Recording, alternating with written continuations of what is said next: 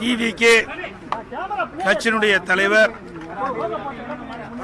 திரு விஜய் அவர்கள் கரூரிலே பொதுக்கூட்டத்திலே பேசிக் கொண்டிருந்த பொழுது கூட்ட நெரிசல் ஏற்பட்டு மூச்சு திணறி பல பேர் இறந்துள்ளதாக செய்திகள் வெளிவந்துள்ளன. பல பேர் மருத்துவமனையிலே சிகிச்சை பெற்று வருகின்ற செய்தி வெளியாகியுள்ளது. இது மிகுந்த அதிர்ச்சியை ஏற்படுத்தியுள்ளது, மிகுந்த வேதனையும் ஏற்பட்டுள்ளது. மருத்துவமனையில் சிகிச்சை பெற்று வருகின்றவர்களுக்கு அரசு உரிய முறையிலே சிகிச்சை அளித்து அவர்களை காப்பாற்ற வேண்டும் என்று இந்த நேரத்தில் கேட்டு இறந்தவர் குடும்பத்திற்கு எனது ஆழ்ந்த இரங்கலையும் வருத்தத்தையும் தெரிவித்ததோடு அரசு இறந்த குடும்பத்தாருக்கு நிவாரண உதவி வழங்க வேண்டும் என்று கேட்டுக்கொள்கிறேன். அதாவது என்ன இது செய்தியில் தான் நான் பார்க்கிறேன் ஒழிய என்ன நடந்தது என்பது எங்களுக்கு முழுமையாக தெரியாது.